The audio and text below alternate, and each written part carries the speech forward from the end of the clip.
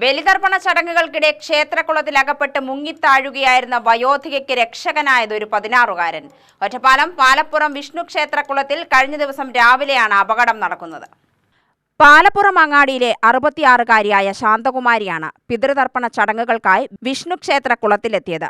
കഴിഞ്ഞ ദിവസം രാവിലെ 8 മണിയോടെയായിരുന്നു അപകടം. കുളത്തിലിറങ്ങി ബലിതർപ്പണം ചെയ്യുന്നതിനിടെ കാൽവഴുതി കുളത്തിലകപ്പെടുകയായിരുന്നു. 1.5 ഏക്കറിലധികം വിസ്തൃതിയുള്ള പായൽ നിറഞ്ഞ കുളത്തിലാണ് വയോധിക അകപ്പെട്ടത്. ഈ സമയം കുളക്കരയിലുണ്ടായിരുന്ന 9ാം ക്ലാസ്സുകാരനായ പ്രജ്വലിന്റെ സംയോജിതമായ ഇടപെടലിലാണ് വയോധികയ്ക്ക് ജീവൻ തിരികെ കിട്ടിയത്. കുളക്കരയിൽ വാഴയില ശേഖരിക്കാനായി എത്തിയതാണ് പ്രജ്വൽ. ഈ സമയത്ത് അപകടം നേരിൽ കാണുന്നത് മറിച്ചൊന്നും ആലോചിക്കാതെ കുളത്തിലേക്ക് എടുത്തു ചാടുകയായിരുന്നു. 5ാം വയസ്സിൽ ഇതേ കുളത്തിലാണ് പ്രജ്വൽ നീന്തൽ പഠിച്ചത്. ജീവന് വേണ്ടി പിടയുകയായിരുന്ന വയോധികയുടെ കയ്യിലാണ് പ്രജ്വലിന് പിടികിട്ടിയത്.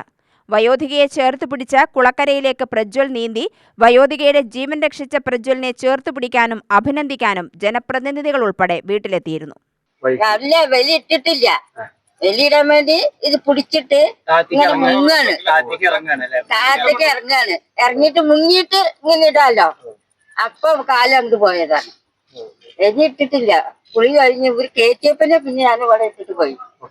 പാലക്കാട് നിർത്തിയിട്ട ടാങ്കർ ലോറിയിൽ കാർ ഇടിച്ചു കയറി വീട്ടമ്മയ്ക്ക് ദാരുണാന്ത്യം.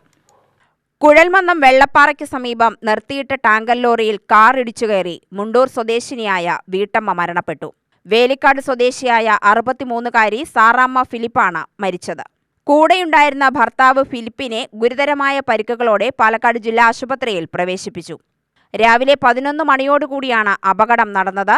തൃശൂർ ഭാഗത്തു നിന്നും വന്ന കാർ നിർത്തിയിട്ടിരുന്ന ടാങ്കർ ലോറിയുടെ പിന്നിലേക്ക് ഇടിച്ചു കയറുകയായിരുന്നു. കാർ പൂർണ്ണമായും തകർന്ന നിലയിലാണ്. വാഹനമോടിച്ചിരുന്ന ഭർത്താവ് ഫിലിപ്പ് ഉറങ്ങിയതായിരിക്കാം അപകട കാരണമെന്നാണ് പ്രാഥമിക നിഗമനം.